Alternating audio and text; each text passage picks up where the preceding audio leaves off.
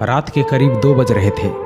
Laws के सारे लोग सो गए। चारों ओर सुनसान छाया हुआ था, लेकिन रमेश बेड पर किताब रखकर अपनी गर्लफ्रेंड से चैटिंग कर रहा था, और ये ऐसा पिछले 2 सालों से करता आ रहा था।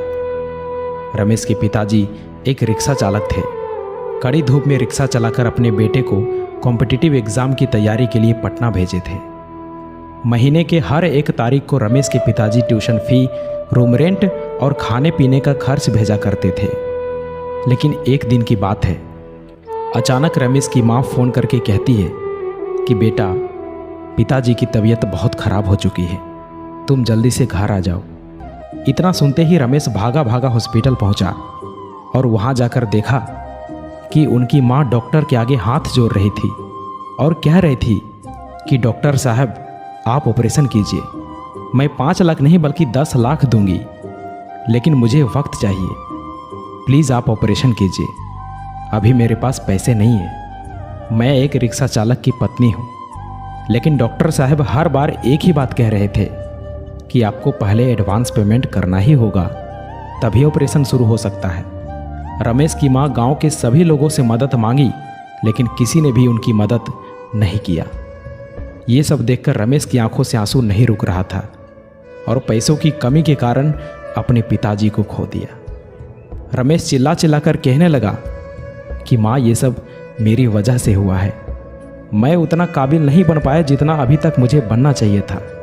रमेश अपने आप को कोसने लगा और कहने लगा कि काश मैं अच्छे से पढ़ाई किया होता, अच्छे से मेहनत किया होता, तो आज मेरे पास जॉब होता, कुछ कर रहा होता और मैं अपने पिताजी को बचा पाता। दोस्तों, आपके साथ कब क्या और कौन सी घटना हो जाए कुछ पता नहीं चलता। इसलिए अभी आप जो कर रहे हो, जिस काम के लिए आए हो, जो भी आपका लक्ष्य है, जो भी आपका गोल है, उसे पाने के लिए जी जान लगा दो। कोई तुम्हारी पर्सनालिटी नहीं देखेगा, कोई तुम्हारा दुख दर्द इमोशंस नहीं समझेगा। कोई पूछेगा तो बस इतना ही पूछेगा कि कमाते कितने हो। घर वालों ने तुम्हें नाम दिया, अब पहचान तुम्हें अपने दम पर बनानी है। अपने काम के प्रति इतने ईमानदार बनो कि असफलता दूर दूर तक नजर ना आए। प्यार का सहारा लोगे तो एक दिन बर्बाद हो जाओगे। अपनी शान और पहचान बनानी है तो मेहनत का सहारा लेना ही होगा, जी जान से मेहनत करना ही होगा। रोना बंद करो और अपनी तकलीफों से खुद लड़ो। देखो, समय तो तेजी से निकल ही रहा है। अगर वक्त के साथ मेहनत नहीं की, जिंदगी के एक एक महीने, एक एक सप्ताह, एक एक दिन, एक एक घंटे की वैल्यू नहीं की, तो साल के साथ साथ आपकी आधी जिंदगी कब निकल जाएगी कुछ पता नहीं चलेगा। याद रखना, कमजोर तू नहीं, तेरा डिसीजन है। तुझे तेरी डिसीजन से भी ज़्यादा जिद्दी बनना पड़ेगा।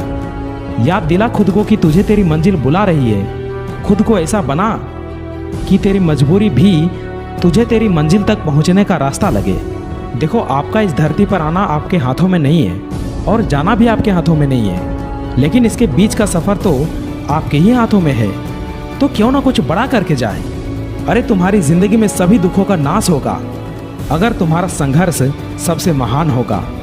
अपने जीवन को इतना महान बनाओ कि आपकी जीवनी सुनकर दूसरे लोगों को महान कार्य करने की प्रेरणा मिले। रास्ते कभी खत्म नहीं होते दोस्त, बस लोग हिम्मत हार जाते हैं। अगर तैरना सीखना है तो पानी में उतरना ही होगा। यूं किनारे पर बैठकर कोई गोताखोर नहीं बन सकता। सफलता तक पहुंचने का रास्ता आसान नहीं होगा। इस रास्ते में बहुत सारी मुश्किलें आएंगी जो आपका रास्ता रोकना चाहेंगी, लेकिन आप रुकना मत, बस चलते जाना। बदल जाओ वक्त के साथ या फिर वक्त को बदलना सीखो। मजबूरियों को मत कोसो, हर हाल में चलना सीखो।